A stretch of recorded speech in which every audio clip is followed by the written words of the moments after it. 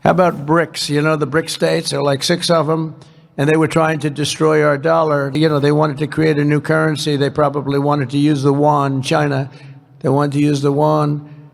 And Biden said, well, this is a tough situation. And I said, is any BRICS state that even mentions the destruction of the dollar will be charged a 150% tariff. The BRICS states just broke up. I don't know what the hell happened to them. We haven't heard from the BRICS states lately.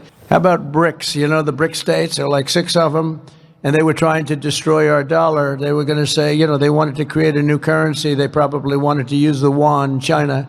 They wanted to use the yuan.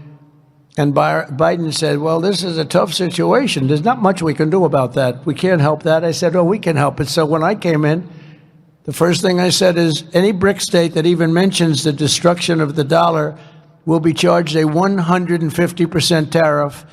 And we don't want your goods. We don't want to partake. And the BRICS states just broke up. I don't know what the hell happened to them. We haven't heard from the BRICS states lately. But he said that there wasn't much we could do about it. There was a lot. It took once, and literally, they said, sir, what about the BRICS states? They're going to take over the dollar, the sanctity of the dollar. They're going to create a new currency to rule the world. I said, no, they're not.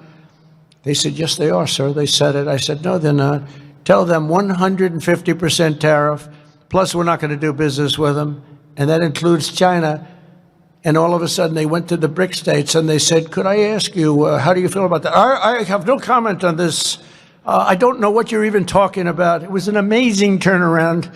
No, we're not playing games. Just this week, I officially designated the drug cartels as foreign terrorist organizations, including Trendy Aragua and MS-13, which gives us great power.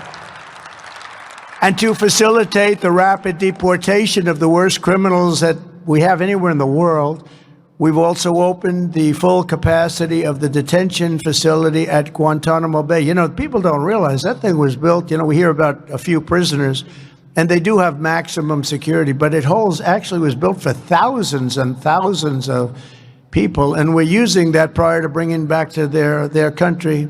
We use it for the bad ones, the really bad ones, and so, in some cases, they're so bad we don't want them to go back to the country. We want to watch them because they'll be able, if they do sneak in, we don't want that. We don't want them anywhere near our country.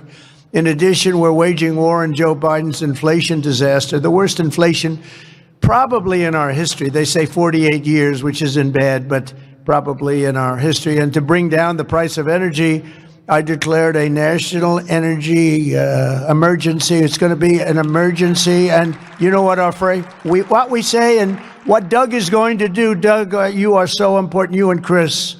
You know, Chris is known, and I got this from Doug, as the best energy guy in the entire country. And people were shocked that he wanted to do this. He gave up something tremendous. He was the biggest guy. There was nobody bigger, nobody better. And Chris Wright. Is Chris Wright here? Is he here? Where is he? This guy is, and this is from Doug. I said, Doug, I want to make you the energy czar. And he said, sir, there's one man that blows me away. Right, Doug?